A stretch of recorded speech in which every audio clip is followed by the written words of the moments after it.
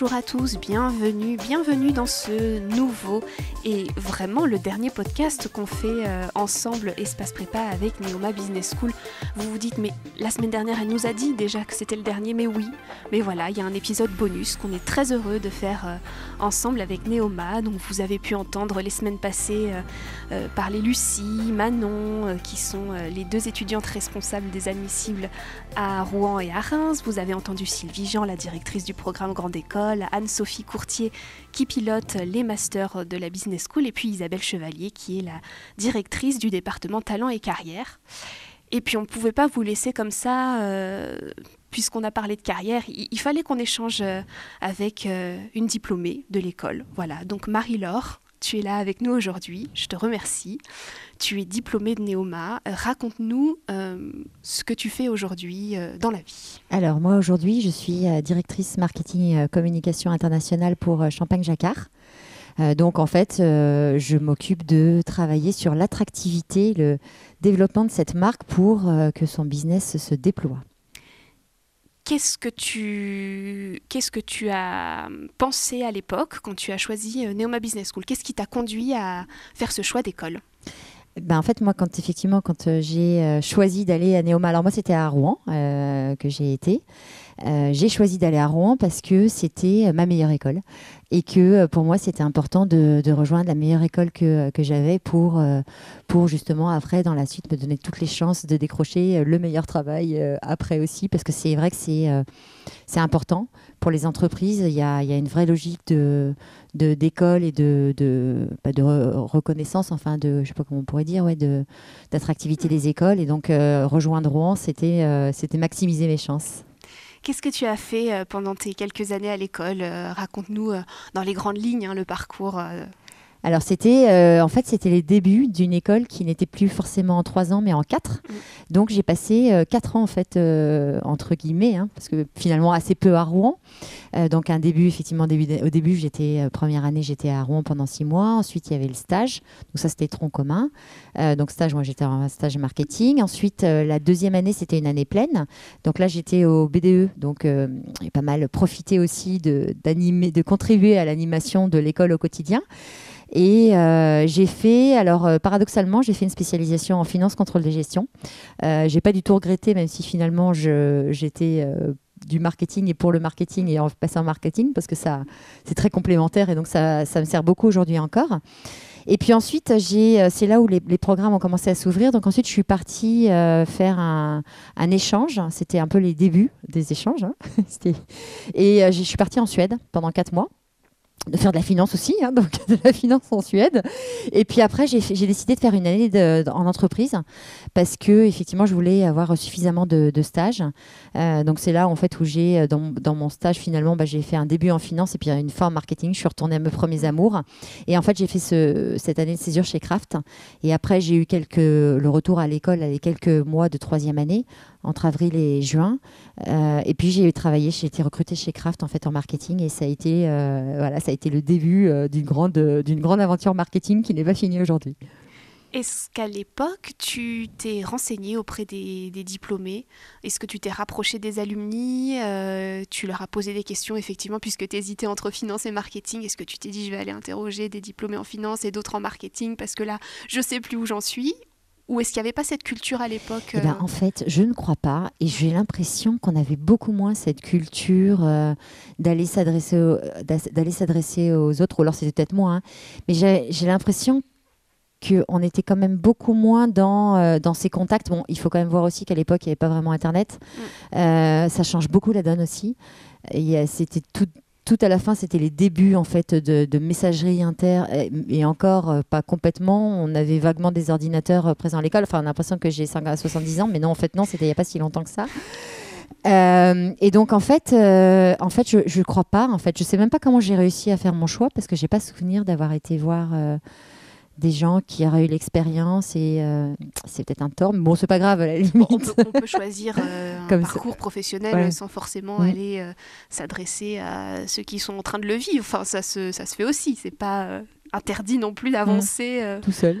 Voilà, exactement, tout seul ou avec les équipes talent et carrière de l'école. Voilà.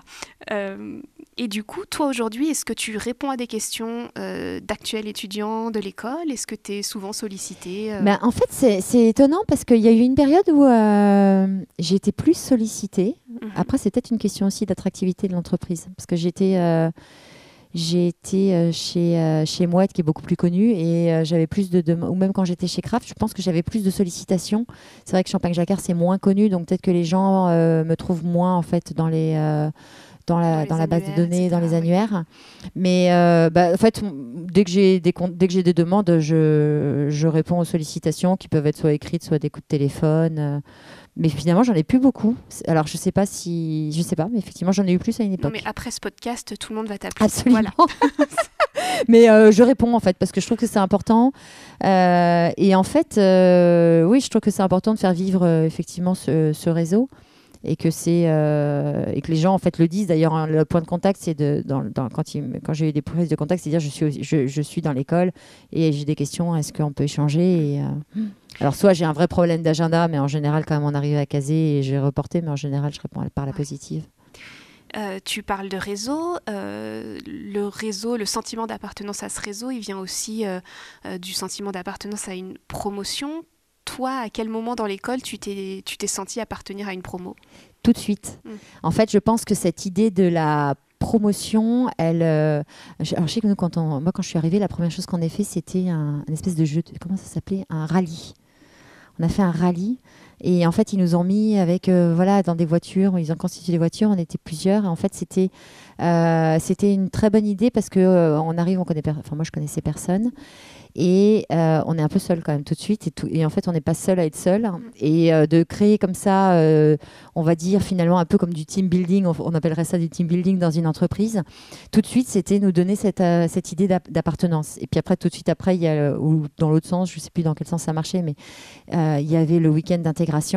Et ça, vraiment, le week-end d'intégration, c'est quelque part, c'est les nouveaux face entre guillemets aux anciens, et ça crée vraiment ce sentiment-là.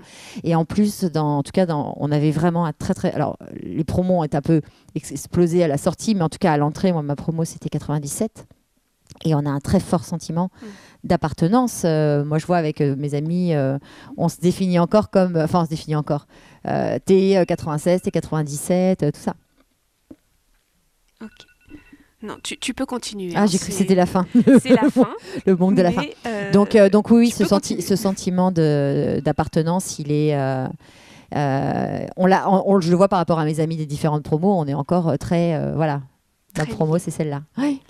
Est-ce que dans ta carrière, il y a des moments où tu t'es dit, ouais, là, le fait d'être une diplômée de Neoma, ça compte vraiment? En fait...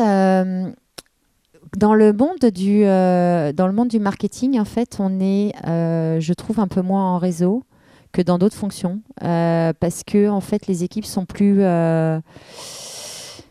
courtes aussi. Je sais pas. J'ai l'impression qu'en fait, ce qui devient vite dominant, c'est plutôt l'expérience dans mon domaine de professionnel. Hein, c'est plus le chemin, l'expérience et le parcours qu'on a pu avoir. Mais néanmoins, effectivement, quand j'ai fait du travail de réseau, je me suis appuyée aussi sur l'annuaire et sur la prise de contact par Neoma, dans ce sens-là. Okay.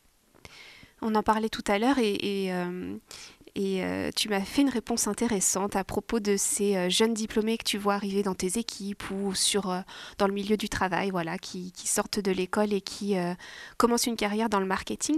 Ton regard sur la manière dont ils intègrent le monde du travail, comment tu les vois En fait, c'est amusant parce qu'effectivement, il y a quand même régulièrement, dans les équipes, il y a toujours des recrutements, hein, il y a des évolutions, c'est des postes dans lesquels on reste quand même plus ou moins longtemps. Donc, j'ai entre les stagiaires et puis les jeunes diplômés, j'en vois régulièrement. Et finalement, c'est amusant parce que oui, il y a un peu des évolutions de culture, mais finalement, je trouve que c'est pas tant marqué que ça. Et moi, je vois toujours des gens qui sont passionnés, des gens qui sont hyper engagés. Bon, après, effectivement, on sait qu'ils ont peut-être envie d'y passer un peu moins de temps, mais ça dépend quand même encore desquels, même aujourd'hui.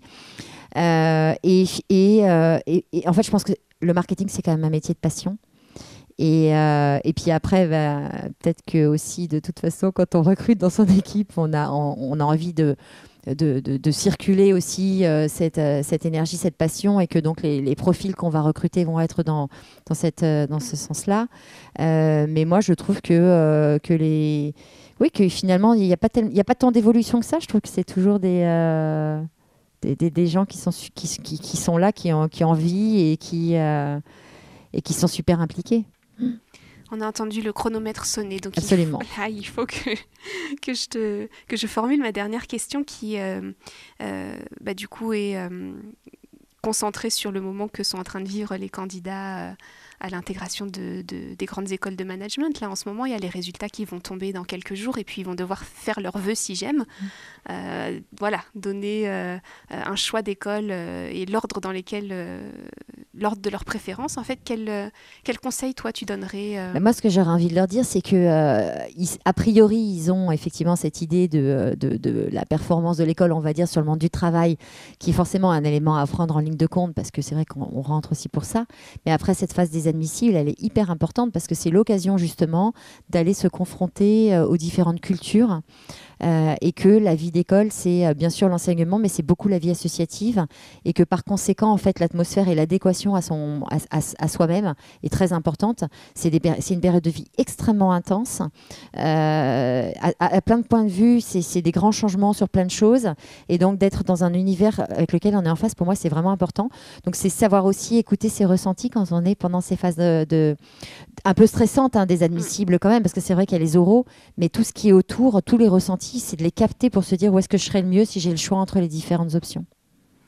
Marie-Laure, je te dis un grand merci. On a échangé un peu plus longuement juste avant d'enregistrer ce podcast audio, et je mettrai le lien vers l'interview écrite dans la barre d'infos. Comme ça, voilà, ceux qui voudront te lire pourront le faire facilement. Et je mettrai aussi le lien vers les échanges avec Lucie, Manon, Sylvie, Anne-Sophie et Isabelle. Comme ça, voilà, vous aurez l'intégralité de nos petites sessions de podcast avec Neoma Business School. Encore un grand merci à toi, Marie-Laure. Merci à toi.